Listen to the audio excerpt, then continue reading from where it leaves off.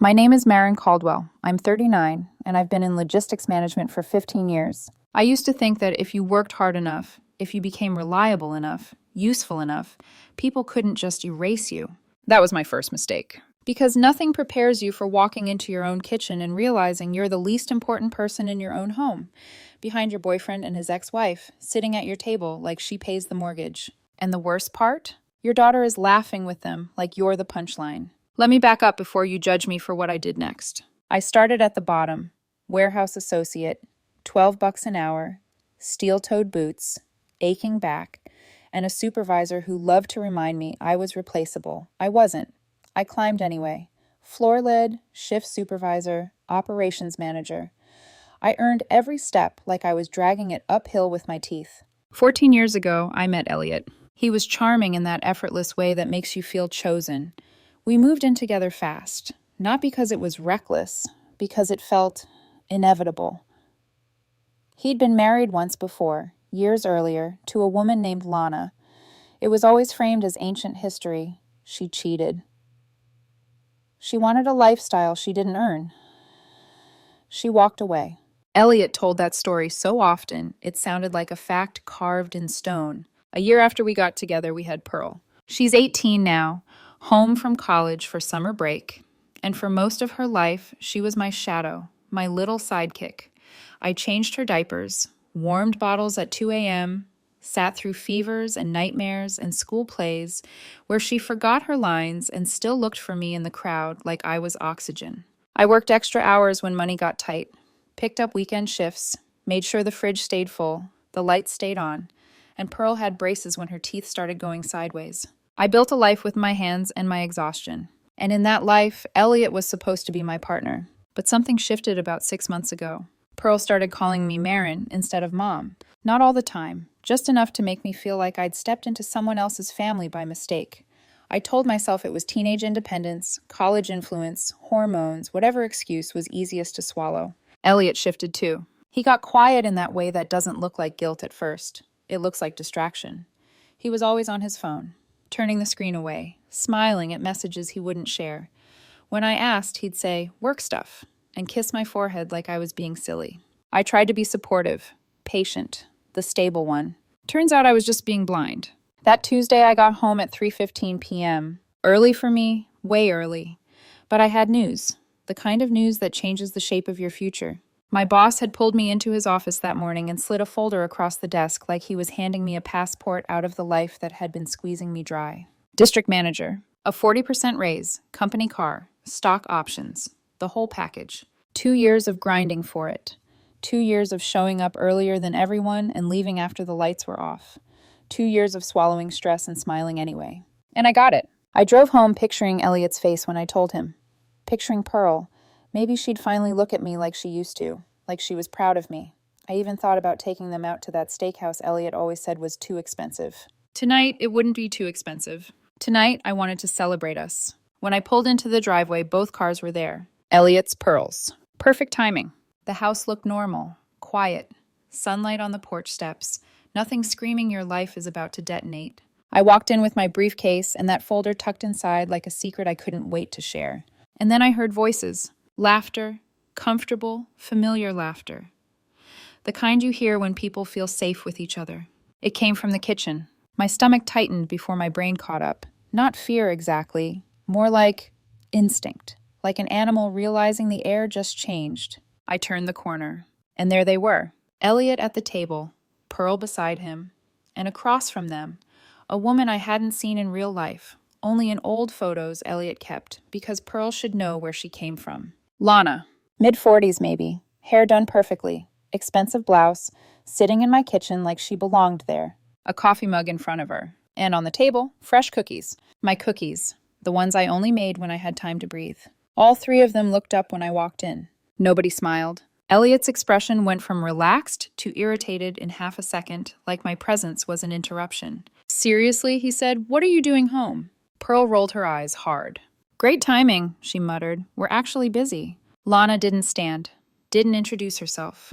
She just sat there, sipping coffee like I was the one who didn't belong. I stared at Elliot. "Who is she?" Elliot set his cup down like I'd asked something exhausting. "This is Lana," he said, "my ex-wife." My throat went dry. "The ex-wife who left years ago?" I said, keeping my voice steady, even as something sharp started pressing against my ribs. Elliot shrugged. "We've been talking again." Like that sentence wasn't a grenade. Pearl leaned back in her chair, arms crossed, watching me like she wanted a fight. "Lana's actually successful now," Pearl said. "She built a real business, makes real money." And then, like she couldn't help herself, Pearl gestured vaguely at me. Not like... She let the sentence hang, cruel and obvious. I felt my face heat, not from shame, from disbelief. I'd paid every bill in this house. I'd made every sacrifice. I'd built the life Pearl was sitting inside while she looked at me like I was embarrassing. Lana finally spoke, voice smooth and calm. "So you're Marin," she said.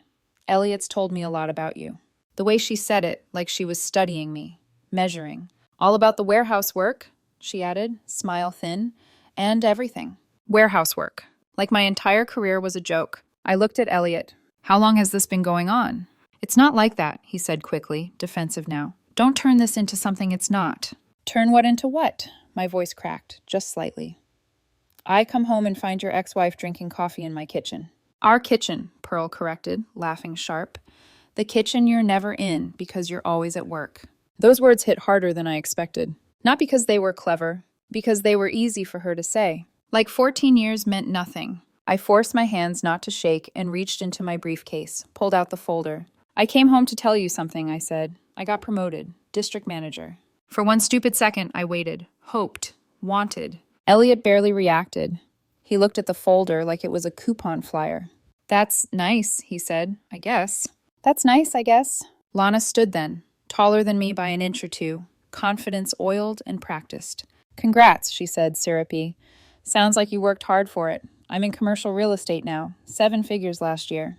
Pearl smiled at her. A real smile. The kind she used to give me when I fixed something, when I surprised her, when she was little and thought I hung the moon. I looked at my daughter, really looked, and realized she wasn't drifting away. She'd already left. "Pearl," I said quietly, "can we talk outside?" She didn't even look up. "No, I'm busy." Elliot pushed his chair back, annoyed like I was making things awkward. "Marin, this is terrible timing," he said. "Maybe you should just go back to work or something." I stared at him. "An important conversation," Lana added softly, "about a development opportunity."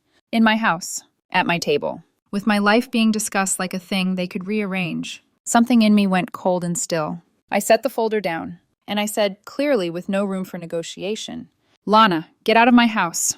For a second, nobody moved. It wasn't silence like shock. It was silence like they couldn't believe I'd spoken out loud. Lana's eyebrows lifted, slow, practiced. Elliot's jaw clenched. Pearl's chair creaked as she shifted, already preparing whatever cruel thing she thought would put me back in my place. "You can't talk to her like that," Elliot snapped, like he was the homeowner and I was the guest. I didn't raise my voice. That was the thing that scared them most. "I'm not talking to her," I said, staring at Elliot. "I'm telling you what's happening. She's leaving. Now." Pearl scoffed, loud enough to make it a performance. "You're such a control freak," she said. "You can't stand that, Mom." She stopped, lips parting, because she'd said it without thinking. Mom. Not me. Not the woman who made her lunches for 18 years. Not the woman whose shoulders she'd fallen asleep on in the back seat after soccer games. Lana's mouth curved, just a touch, like she'd won a point. Elliot recovered first. He leaned back, folding his arms. "Marin," he said, using my name the way someone uses a leash. "This is between me and Lana. You're overreacting." I laughed once, short, humorless. "Oh, it's between you and Lana?" I repeated. "In my kitchen, with my daughter, while you're all eating my cookies." Pearl's face twisted. "Nobody forced you to bake." That little sentence, so petty, so small, was what snapped the last thread of softness in me. Because it wasn't about cookies. It was about the assumption that anything I did, anything I gave, was simply the background noise of their lives. Elliot stood, stepping toward me like he wanted to crowd me into compliance. "You don't get to kick her out," he said. "I invited her. Pearl invited her. This is our home, too." Our. That word had always meant partnership to me. In his mouth, it meant entitlement. I took one step back, not in fear, just to breathe. Then I said it, calm as a court transcript. "My name is the only one on the deed." Lana blinked. Pearl froze. Elliot's face tightened like he'd swallowed something sour. "You're bluffing," he said automatically. "We've lived here 14 years. "You've lived here," I corrected. "I've paid for it." Pearl took a half step forward, chin lifted, voice sharper. You're really going to throw us out because Mom's reconnecting with someone who actually makes her happy? The words were wrong in two different ways. First, Lana was not her mom. Second, Pearl had just admitted what this was. A replacement. A trade. An upgrade. Lana walked around the table slowly, as if she belonged to the space enough to pace it. Marin, she said gently, like a therapist trying to coax a patient, I understand you're feeling threatened. But Elliot and I have history. Pearl deserves to know her. Her. Pearl. In the same sentence. I felt my stomach turn. Don't, I said, voice low. Don't act like this is about Pearl. Elliot huffed. Then what is it about? You always do this. You always make everything about you. I stared at him. You brought your ex-wife into my house without telling me, I said. You've been talking behind my back. My daughter has been calling me by my first name for 6 months, and I walk in today, when I come home with a promotion that changes our lives, and you look at me like I'm interrupting. Pearl's laugh was sharp. A promotion doesn't change who you are, she said. You're still you. The way she said it made you sound like an insult. Lana put a hand on Pearl's shoulder. Not a motherly touch. A claiming touch. Pearl leaned into it like it was normal. That's when I knew. This wasn't spontaneous. This was rehearsed. Lana lifted her purse from the chair. I'll go, she said, all sweetness. I don't want to cause problems. She moved toward the hallway. Elliot stepped into her path, protective. You don't have to leave, he insisted, turning to me with disgust. She's being irrational. I held his gaze without blinking. She's leaving, I repeated, and then you and Pearl are packing. Pearl jerked back like I'd slapped her. What? You heard me, I said. You have 24 hours. Elliot's laugh came out ugly. You can't evict your own boyfriend, he said. You think you're some kind of, landlord now? Not evict, I said. Remove. You're not on the deed. You're not on the mortgage. You have no legal right to stay here if I say you can't. Pearl's face drained. The confidence flickered. Marin, Elliot started, stepping closer again, voice lowering like he was trying to intimidate me. I lifted a finger. Don't, I said, not one step closer. Lana's eyes narrowed for the first time, irritation flashing through the mask. You'd really do this, she said. To your daughter? Pearl seized that word like a weapon. Yeah, she said, voice rising. To your daughter. You're going to kick me out? Over her? Over you choosing her, I said, and my voice finally cracked with the truth of it. Over you helping him cheat me out of my own home emotionally and maybe financially and pretending I'm crazy for noticing. Pearl's mouth opened, then shut, then opened again, searching for the cruelest thing she could find. And she found it. You know what? She said, loud, venomous.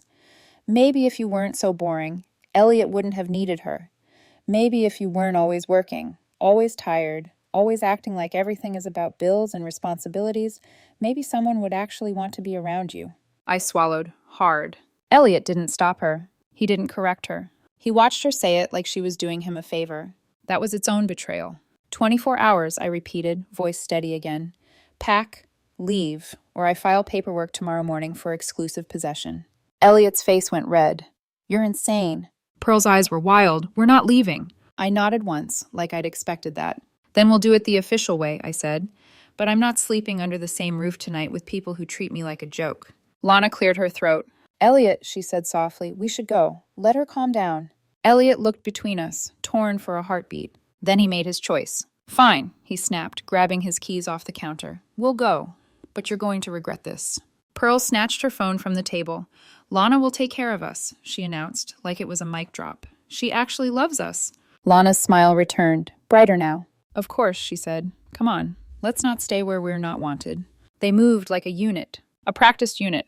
And as they passed me, Lana leaned in, close enough that her expensive perfume hit the back of my throat. She spoke so only I could hear. He was never really yours, she whispered.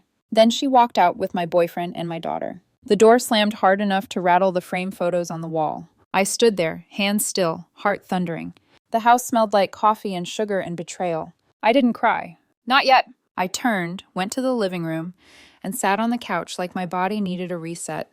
Then I did what 14 years of being the responsible one trained me to do. I opened my phone, and I started making calls. The first was a family law office out of habit. But when the receptionist asked, "Are you married?" I said no. The line went quiet for a beat. Then she said, "Okay, then this is a property and occupancy matter. We can still help, but it's not divorce." Of course it wasn't, because Elliot and I had built a life like a marriage, without the paperwork that would have forced him to respect it. We live together, I said. 14 years, one child. He's not on the deed. I want him out. Immediately. She transferred me to an attorney. He asked calm questions. Ownership, residency, threats, shared accounts, vehicle titles. When I told him the deed was in my name and I purchased the house before Elliot moved in, his tone sharpened with certainty. You have leverage, he said. A lot of it. We can file for exclusive possession. We can also draft a formal notice to vacate. If they remove property or refuse to return anything in your name, that becomes a separate issue. I stared at the kitchen, empty now. The coffee mug Lana had used was still on the table, like she'd marked territory. Schedule me, I said. First appointment tomorrow morning. When I hung up, my phone buzzed. A text from Pearl. You're making a huge mistake. Lana is the only reason we've been happy. I stared at the word we. Not me and you. Not our family. Just them. Another buzz. Elliot this time. You're acting abusive. Locking us out? Threatening us? Don't do something you can't take back. I read it twice. Abusive. Already setting the narrative. Already laying the groundwork for making me the villain. That sent a chill down my spine. Not fear, exactly. More like clarity sharpening into something dangerous. I stood. Walked through the house slowly, like I was seeing it for the first time. The couch I paid for. The TV I bought when Elliot said we deserve something nice. The dining set Pearl had spilled juice on 100 times. I went upstairs. Their rooms were half lived in, half permanent, like people who always assume they'll have somewhere to come back to. Elliot's closet was full, Pearl's drawers overflowing. I didn't throw anything away. I didn't rage. I did something colder. I started packing. One box at a time. Folded shirts, shoes, toiletries, chargers, Pearl's makeup bag, her college hoodies. Everything that had been living in my house like it owned it. I took pictures after every box. Open box. Contents visible. Timestamp. Document. Because if they were already texting abuse, then this was going to get uglier. Downstairs, I heard my phone buzz again. Unknown number. I answered, put it on speaker, and hit record without thinking. Marin, Lana's voice purred. You need to calm down. You're embarrassing yourself. I stared at the ceiling, listening. Embarrassing myself, I repeated. You can't just throw people out, she said. Pearl is your daughter. Elliot is your partner. You're going to destroy your relationship over a conversation. A conversation, I said, voice flat. That happens in secret, with my boyfriend's ex-wife, in my home. Lana sighed, like she was tired of me. He's coming home, she said, to get more things, and you're not going to make a scene. I smiled, but nobody could see it. Tell him to come, I said. He has 24 hours. Then I hung up, and that was the moment I realized something. They weren't going to leave quietly. They were going to punish me for refusing to be replaced. So I stopped packing for a second, walked to my desk, opened my laptop, and started a new folder. Evidence. Because if they wanted to play dirty, they were about to learn what a woman who built a career in logistics knows better than anyone. You don't win by being loud. You win by being prepared. By midnight, the house didn't feel empty. It felt stripped, like something diseased had been removed, and all that was left was the echo. Every box I packed went into the garage, stacked neatly along the wall. Elliot's clothes, Pearl's things, 14 years of shared space reduced to cardboard and labels. I didn't cry while I worked. I cataloged, because rage burns fast, but documentation lasts forever. When I went back upstairs to check the bedroom one last time, I noticed something Elliot had missed in his dramatic exit. His tablet. Plugged in, screen dark, still warm. I stood there for a full 10 seconds just looking at it. Part of me hesitated. This was a line. Once crossed, things couldn't be undone. Then I remembered Pearl's voice. Maybe if you weren't so boring. I picked it up. The screen lit immediately. No password. Amateur mistake. His email was open. Logged in.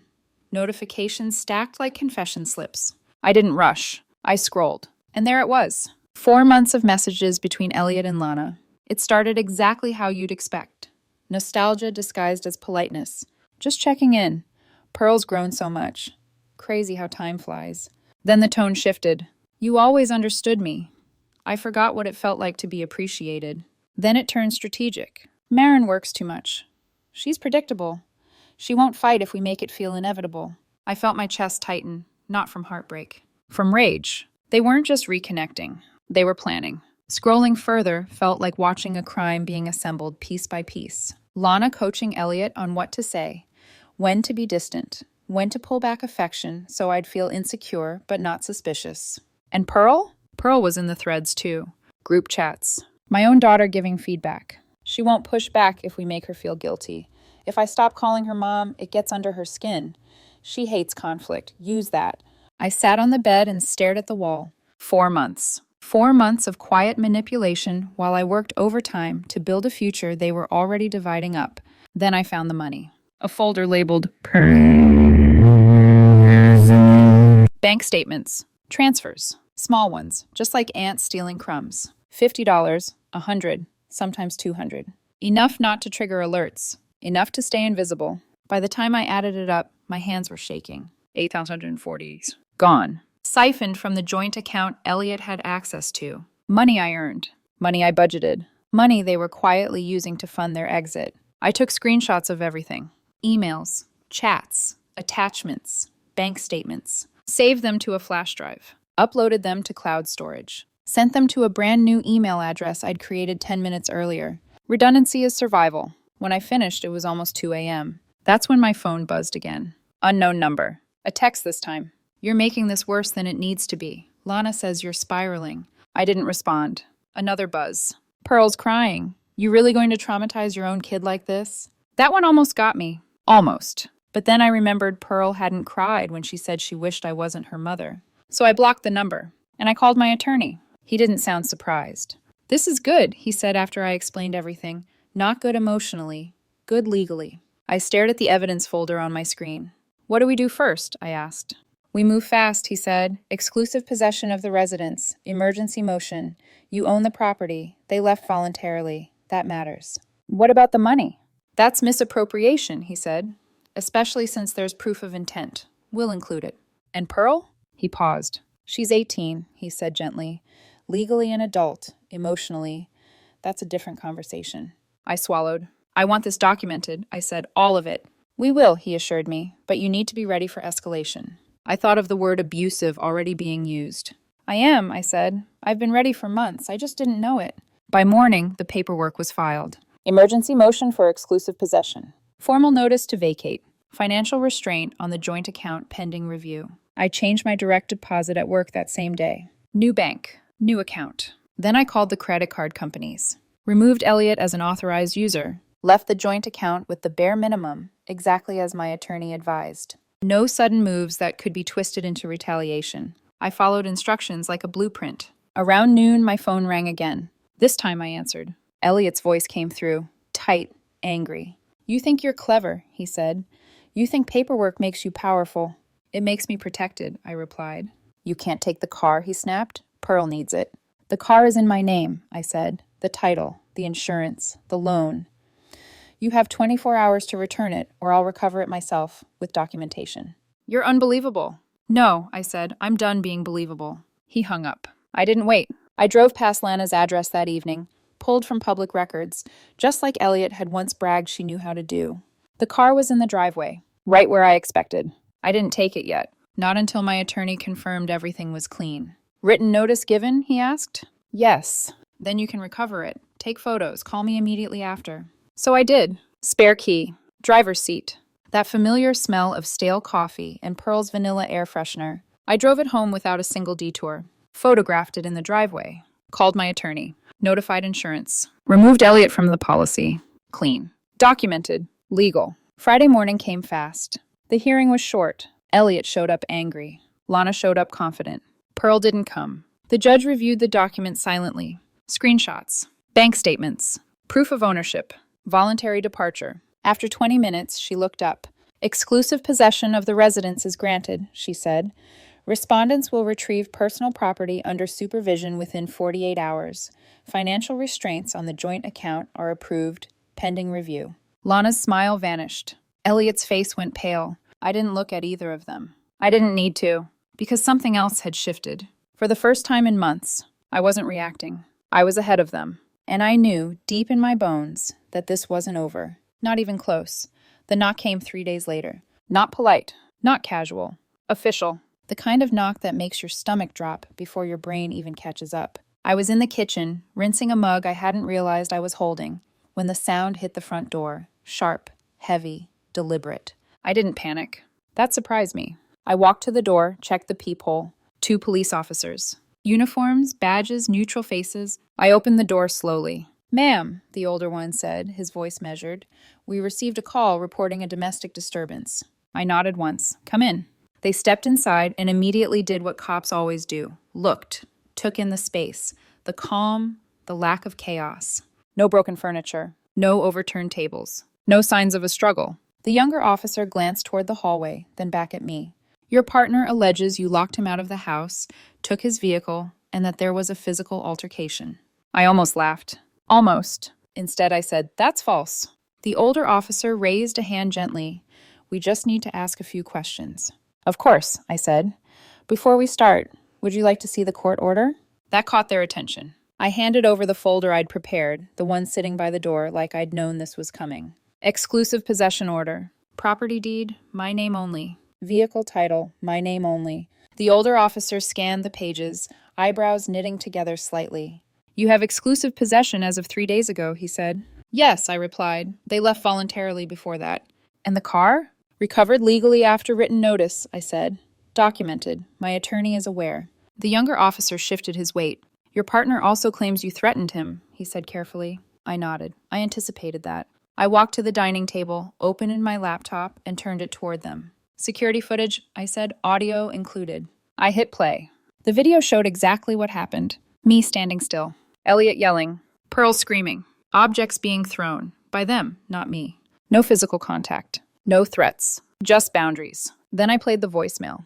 Lana's voice, unhinged, furious, threatening to ruin my job, my reputation, my life. Pearl in the background, egging her on. The room went quiet. The older officer exhaled slowly. "Ma'am," he said, "based on what we're seeing, you're within your rights." "I know," I said softly.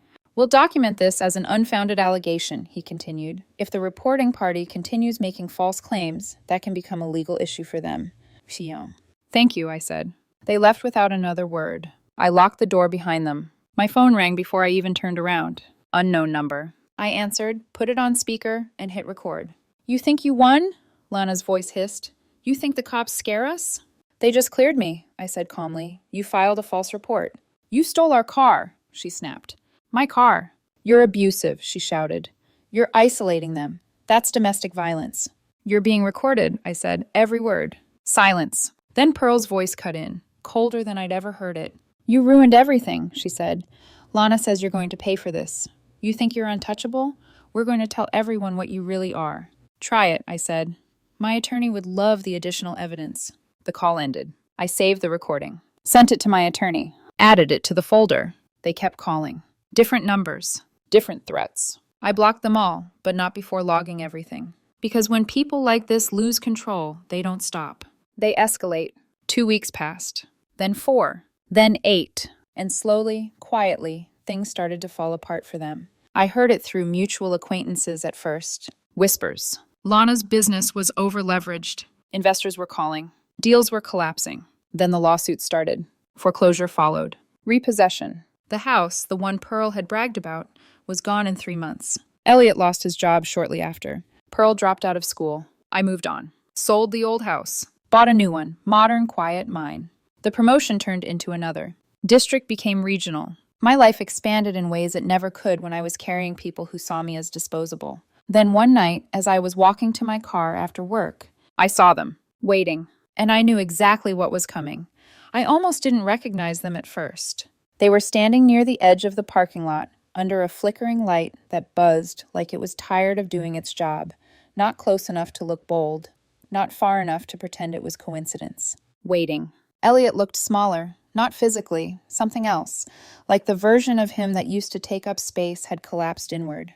His jacket was worn thin at the elbows, hair untrimmed, shoulders hunched like he was bracing for impact. Pearl stood a few steps behind him. She'd lost weight, too much. Dark circles clung under her eyes like bruises that wouldn't heal. Her clothes didn't quite fit anymore. Too big in some places, stretched in others, like they'd been borrowed or worn too long. For a split second, instinct kicked in. My kid. Then memory followed, sharp and corrective. I wish she wasn't my mom. I stopped walking. Didn't step toward them. Didn't step away. "What do you want?" I asked. Elliot swallowed, hard. We need to talk." Pearl looked at the ground. Didn't meet my eyes. I checked my watch. "You have 5 minutes." Elliot took a breath like he was about to jump into cold water. Things didn't work out, he said. I waited. Silence stretched. Pearl spoke next, voice thin. We're barely getting by. Still waiting. Elliot's voice cracked. Lana lost everything. There it was. The truth they'd been orbiting. The business collapsed, he continued. Investors pulled out. Lawsuits. The bank took the house. I nodded once.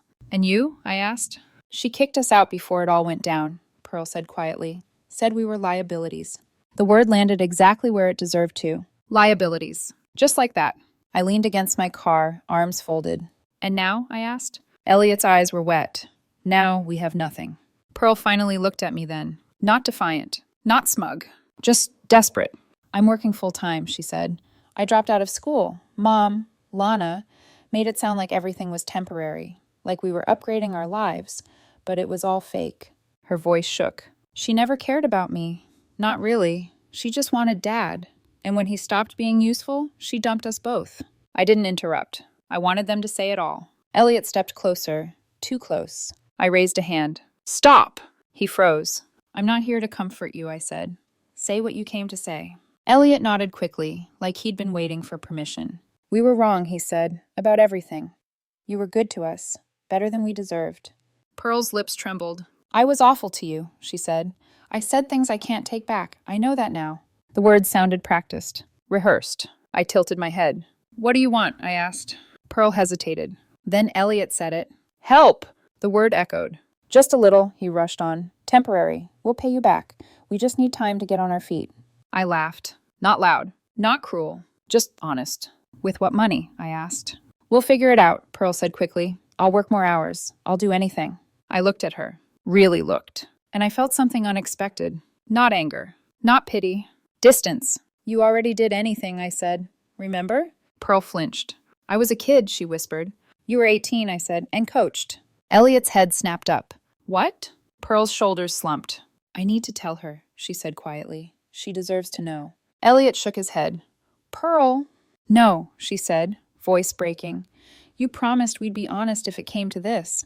I didn't move. I didn't speak. Pearl wiped her face with her sleeve. Dad told me what to say, she said. What would hurt you enough to make you back off? The parking lot went silent. What? I said. Elliot's face drained of color. She hated confrontation, Pearl continued. He said if I made you feel like a bad mother, like you'd already lost me, you'd stop fighting. You'd let us go without making things legal. I stared at Elliot. You used our daughter as a weapon, I said slowly. He shook his head frantically. I was trying to protect us. Lana said, I don't care what Lana said, I cut in. This came from you. Pearl was crying openly now. I didn't want to, she said. But he kept saying it was just words, that you'd get over it. I let the silence sit. Let it suffocate them. So this wasn't a mistake, I said finally. It was strategy. Elliot dropped his gaze. Pearl whispered, I'm sorry. I nodded. I believe that you're sorry, I said. I don't believe you've changed. Elliot stepped forward again, desperation pouring off him. I love you, he said. I never stopped. I almost felt insulted. You loved what I provided, I said. Not me. That's not true. It is, I said. You loved Lana when she looked like an upgrade. Now you love me because I'm the only one left with stability. Pearl's voice was small. Please, we're drowning. I straightened. So was I said. When you dismantled my life piece by piece. When you sat in my kitchen with another woman and made me feel like a guest in my own home. Elliot's knees buckled slightly. Pearl reached for me. I stepped back. No, I said, this ends here. You're really going to let us end up on the street? Elliot asked. You didn't worry about where I'd end up, I replied. Emotionally, mentally, professionally. Pearl sobbed. You're my mom. I looked at her, and for the first time, I didn't feel like I had to earn that title. I said. I did my job. I showed up. I sacrificed. And you chose to tear me down because someone promised you a shinier life. Elliot's voice cracked. Please. I opened my car door. This is where we part, I said. For good. Pearl fell to her knees on the asphalt. I didn't flinch. I got into the driver's seat, started the engine. As I pulled away, I saw them in the rearview mirror, standing there, smaller than they'd ever been, exactly where they'd put themselves. I didn't look back again. Not at the parking lot, not at the figures shrinking in my mirrors, not at the past begging me to reconsider. I drove home in silence, the kind that isn't empty. It's settled, final. That night, I slept better than I had in years. No buzzing phone, no anxiety about who was lying to me, No tightness in my chest from trying to hold a family together by myself. Just quiet. The next morning, I blocked the last remaining numbers, changed my email passwords, updated my security system, sent one final message to my attorney. If they contact me again, proceed. Then I went to work, and life did what it always does when you finally stop fighting reality. It moved forward. 6 months later, the house sold, fast, above asking. I bought something new, clean lines, big windows, no shared memories embedded in the walls. No compromise. A year after that, my role expanded again. Regional director, bigger territory, bigger team, bigger checks, but more importantly, control. Not over people, over my own life. I heard updates through the grapevine. I never asked for them. Elliot bounced between short-term jobs. Nothing stuck. Employers don't like instability, and they like drama even less. Pearl drifted. Roommates, late rent, no plan, no direction. The kind of life you end up with when you're taught that someone else will always catch you. Lana, she vanished. Lawsuits finished. What bad decisions started. Investors took what they could. Creditors circled. She disappeared the way frauds always do, quietly, leaving wreckage behind. Sometimes late at night, I wondered if I should feel something. Guilt, regret, grief. But the truth? I already grieved them while they were still alive in my house. I mourned the daughter I thought I was raising, the partner I believed I had, the family I carried alone. What I felt now wasn't cruelty. It was consequence. They didn't lose me because I was cold. They lost me because they were cruel and assumed I'd never stop loving them enough to leave. They were wrong. And here's the thing, nobody tells you when you're the responsible one for too long. Walking away isn't abandonment. It's graduation. I didn't destroy my family. I survived it, and I never looked back.